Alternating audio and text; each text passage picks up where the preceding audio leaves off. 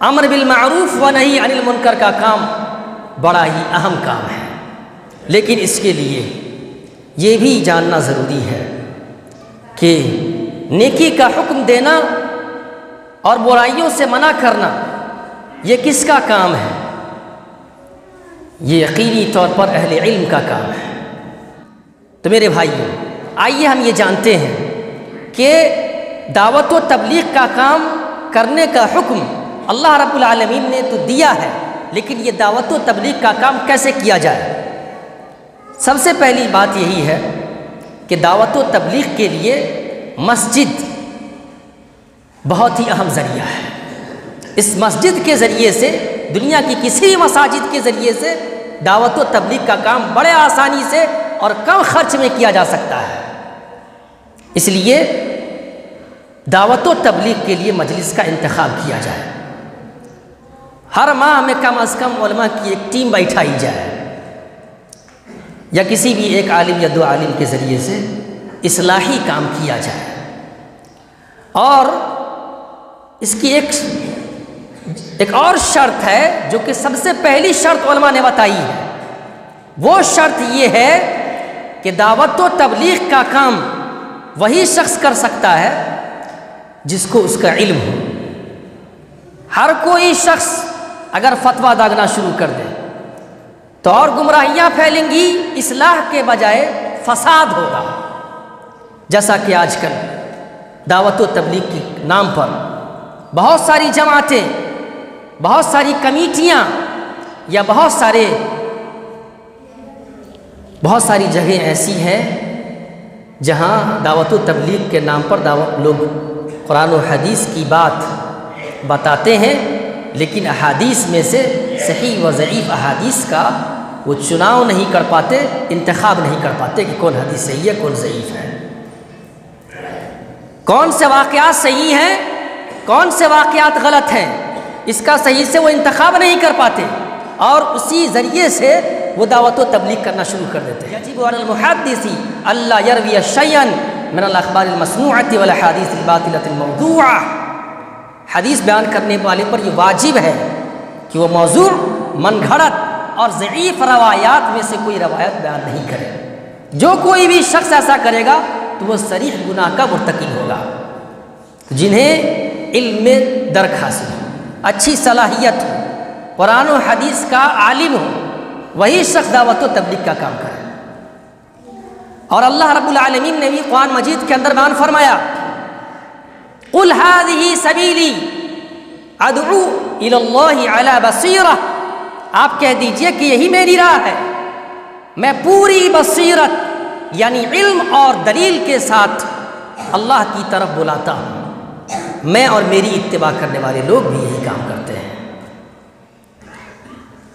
تو اللہ رب العالمین نے بصیرت کے ساتھ دعوت و تبلیغ کا حکم دیا ہے، لیکن یہ تبلیغی جماعت جو دعوت و تبلیغ کا کام کرتے ہیں، بظاہر ان کے اندر بہت ساری اچھائیاں ہیں، نماز کی طرف بلاتے ہیں،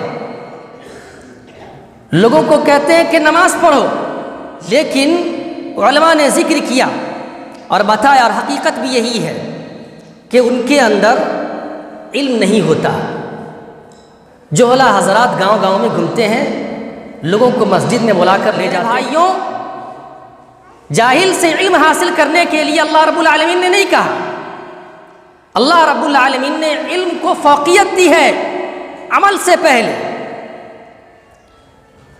امام بخاری رحمۃ اللہ علیہ نے صحیح البخاری کے اندر ایک باب باندھا ہے، باب العلم قبل القول والعمل، علم کا باب، عمل اور قول سے پہلے۔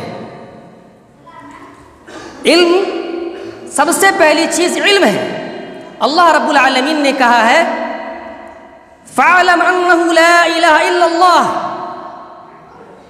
اس چیز کا علم حاصل کر لو، جان لو، اس چیز کی تعلیم حاصل کر لو کہ اللہ کے سوا کوئی معبود برحق نہیں۔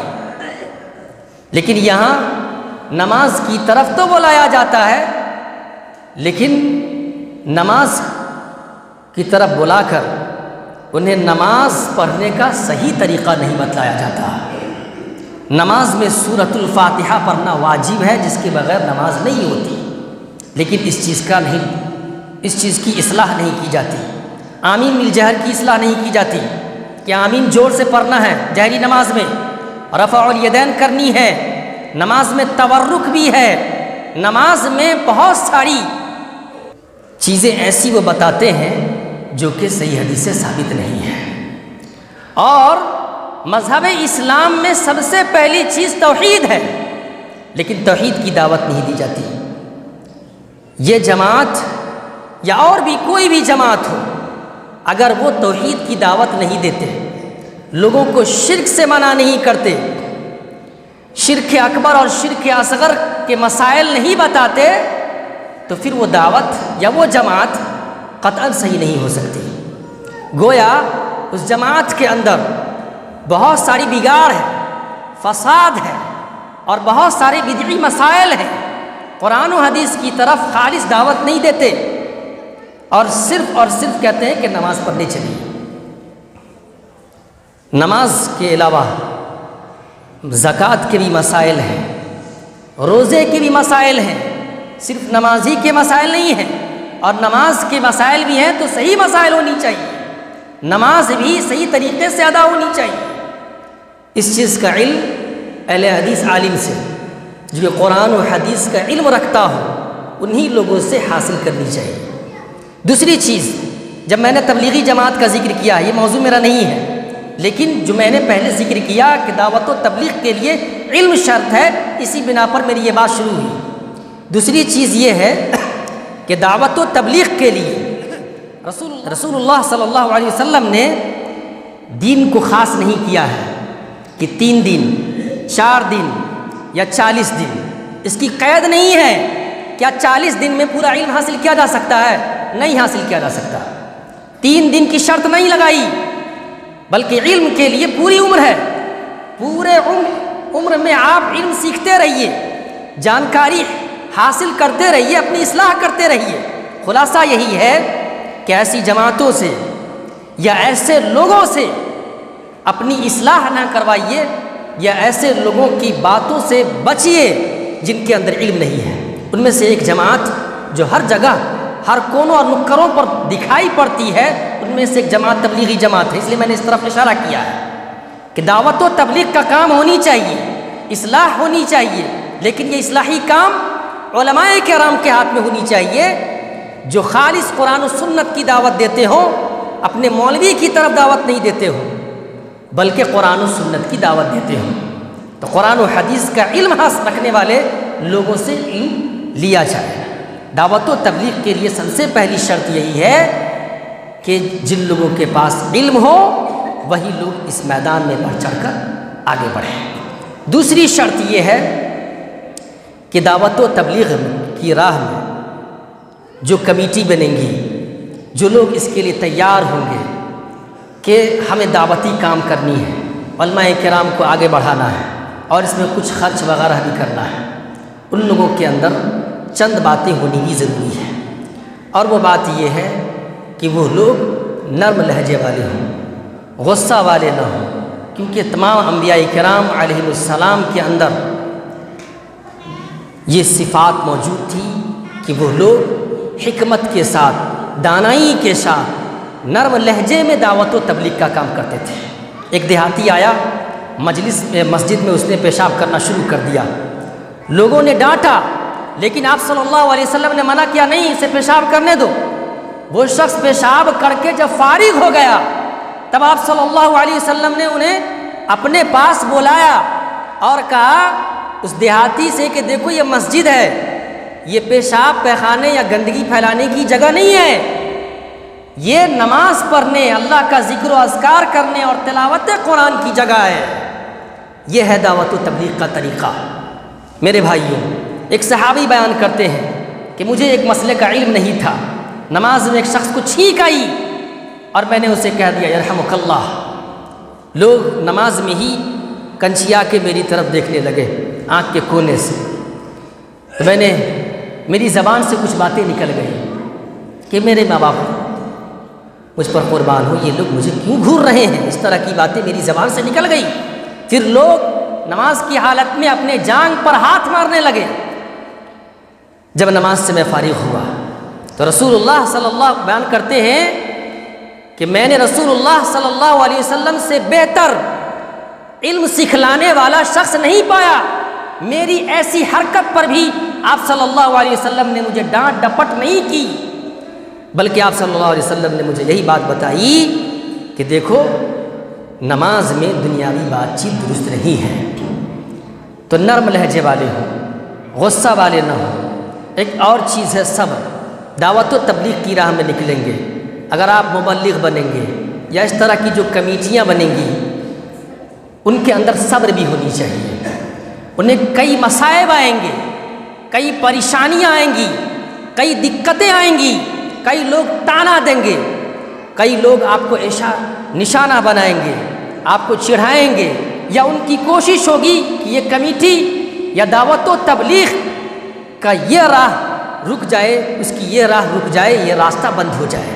تو ایسے میں آپ کو صبر کرنا ہوگا۔ یا بنیا، حضرت لقمان نے کہا اپنے بیٹے سے، یا بنیا اقم الصلاۃ وامر بالمعروف وانہی عن المنکر واصبر علی ما اصابک۔ میرے بیٹے نماز پڑھو، نیکی کا حکم دو، برائی سے منع کرو، اور جو مصیبت آ جائے اس پر صبر کرو۔ اور یہ بڑی تاکیدی کاموں میں سے ہے۔ میرے بھائیوں، دعوت و تبلیغ کرنے والے جو لوگ ہوں گے، یہ دعوت و تبلیغ کرنے والے لوگ سب سے بہترین لوگ ہوں گے۔ اس لیے اس چیز کو آگے بڑھایا جائے، دعوت و تبلیغ کے میدان کو آگے بڑھایا جائے۔ سماج میں، سوسائٹی میں بہت ساری برائیاں پھیل رہی ہیں، لوگوں کے عقائد برے ہو رہے ہیں، لوگ بے نمازی ہو رہے ہیں، ان کے اندر شرک و بدعات بہت جلد پھیل رہا ہے۔ سوسائٹی میں برائیاں، کئی طرح کی برائیاں پھیل رہی ہیں، ان کے روک تھام کے لیے ایک جماعت کو آگے بڑھنا ہوگا، لوگوں کو آگے بڑھنا ہوگا، اور رسول اللہ صلی اللہ علیہ وسلم کے اس فرمان کے مطابق اس پر عمل پیرا ہونا ہوگا کہ آپ نے بیان فرمایا من رعا منکم منکرا فلیغیرہ بیدہ۔ تم میں سے جو شخص بھی منکر دیکھے، غلط کام دیکھے، کسی شخص کو تعویذ لٹکاتے ہوئے دیکھا، فوراً اس کی تعویذ کو پکڑیے اور کاٹ دیجئے۔ فلیغیرہ بیدہ، ہاتھ کا استعمال کیجئے اگر طاقتور ہو، مضبوط شخص ہو۔ اگر تم مضبوط ہو، تمہارے اندر قوت اور توانائی اتنی ہے تو فوراً اس کو روکیے۔ اگر کوئی شخص سجدہ کر رہا ہے قبر کے اوپر، آپ کے اندر پاور ہے تو اس کو لاٹھی کے ڈنڈے سے آپ اس کو روکیے۔ میرے بھائیوں، رسول اللہ صلی اللہ علیہ وسلم جب خانہ کعبہ میں تشریف لائے تو 360 بت رکھے ہوئے تھے۔ آپ صلی اللہ علیہ وسلم نے اپنی تلوار سے ان بتوں کو پاش کیا اور قرآن مجید کی آیت کی تلاوت کر رہے تھے، جاء الحق وزهق الباطل، حق آ گیا اور باطل کی کمر ٹوٹ گئی۔ ایسے ہی یہ جماعت ایسی جماعت ہونی چاہیے جس کے اندر توانائی ہونی چاہیے، جو پاورفل ہونی چاہیے۔ سگریٹ پینے والے کو تماشا مارے، اس کے اوپر جرمانہ رکھے، یا کوئی بھی بڑا جرم کرنے والے کے اوپر کوئی سزا مقرر کرے۔ میرے بھائیوں، حضرت عائشہ رضی اللہ عنہا بیان کرتی ہیں کہ رسول اللہ صلی اللہ علیہ وسلم اپنے کسی بھی سفر سے تشریف لاتے، اپنے ایک سفر سے تشریف لائے تو میں نے ایک پردے کے ذریعے سے اپنے ایک مچان کو ڈھکا ہوا تھا، اس پر تصویر تھی، آپ صلی اللہ علیہ وسلم نے اس پردے کو پھاڑ دیا۔ آپ نے صرف منع ہی نہیں کیا بلکہ اسے آپ نے پھاڑ دیا۔ اور اس طرح کے کئی واقعات ہیں، لہٰذا طاقت کا استعمال کرنے کے لیے بھی اسلام مذہب نے کہا ہے من رعا منکم منکرا فلیغیرہ بیدہ۔ تم میں سے جو شخص منکرات کو دیکھے، کوئی بھی کام جو قرآن و سنت کے خلاف ہو، اس کی خلاف ورزی کرتے ہوئے کسی بھی شخص کو دیکھے تو چاہیے کہ وہ طاقت کا یوز کرے، طاقت سے اپنے ہاتھ سے اس چیز کو روکے۔ ومن لم یستطع فبلسانہ، اگر اس کی طاقت نہیں ہو، کمزور ہو چکے ہو، تمہاری لاٹھیاں کمزور ہو گئی ہیں، تم توانائی والے، قوت والے نہیں ہو، کمزور طبقے کے لوگ ہو، تو زبان سے منع کرو، کم سے کم اتنی طاقت ہونی چاہیے۔ رسول اللہ صلی اللہ علیہ وسلم نے بیان فرمایا افضل الجہاد، افضل جہاد کیا ہے؟ کلمۃ حق عند سلطان، ظالم بادشاہ کے سامنے اگر کوئی شخص حق بات کہہ دے تو یہی افضل جہاد ہے۔ اور سب سے بڑا جہاد آپ صلی اللہ علیہ وسلم نے بھی یہی بیان فرمایا کہ کسی ظالم بادشاہ کی غلطی کو اس کے منہ کے سامنے ٹوک دینا کہ آپ نے غلط کیا ہے، یہ کام کیا ہے؟ اعظم جہاد ہے، یہ افضل جہاد ہے۔ رسول اللہ صلی اللہ علیہ وسلم نے بیان فرمایا کہ کسی بھی شخص کو لوگوں کی ہیبت، ہیبت الناس، لوگوں کی ہیبت، لوگوں کا ڈر اور خوف اس بات سے نہ روکے کہ وہ حق بات بولنا چھوڑ دے، حالانکہ اسے علم ہو کہ یہ حق بات ہے۔ لہٰذا کسی بھی کا خوف نہ ہو، صرف اللہ کا خوف ہو مبلغ کے اندر، دعوت و تبلیغ کرنے والے کے اندر۔ آخری بات ذکر کر کے اپنی بات کو ختم کروں گا۔ اگر یہ طاقت نہیں ہے، بولنے کی بھی طاقت نہیں ہے، اگر تمہارے اندر اتنی بزدلی آ چکی ہے کہ تم ہاتھ سے نہیں روک سکتے، زبان سے منع نہیں کر سکتے، تو پھر دل میں برا جانو، لیکن یہ بھی جان لو کہ یہ جو تم دل پر صرف آ گئے ہو کہ صرف دل میں نفرت کر رہے ہو، ہاتھ سے روک نہیں پا رہے ہو، زبان سے منع نہیں کر پا رہے ہو، تو یہ ایمان کی بہت بڑی کمزوری ہے۔ لہٰذا دعوت و تبلیغ کا کام کیا جائے، اور دعوت و تبلیغ کے جو اصول ہیں، جو ضوابط ہیں، جو شرائط ہیں، ان تمام کے تمام کا پاس و لحاظ رکھا جائے۔ اگر ایسا کیا جائے تو یقینی طور پر ہماری دعائیں قبول ہوں گی۔ رسول اللہ صلی اللہ علیہ وسلم نے بیان فرمایا ہے کہ نیکی کا حکم دو اور برائی سے منع کرو، برائیوں سے منع کرو، ورنہ ایسا ہوگا کہ تم دعا کرو گے قبل ان تدعوا فلا یستجاب لکم، قبل اس کے کہ تم اللہ سے دعا کرو اور تمہاری دعا قبول نہ کی جائے۔ لہٰذا اگر یہ کام چھوڑ دیا جائے دعوت و تبلیغ کا، تو پھر اللہ تعالیٰ دعا بھی قبول نہیں کرتا۔ اللہ تعالیٰ ہم تمام مسلمانوں کو دعوت و تبلیغ کی توفیق بخشے۔ آمین۔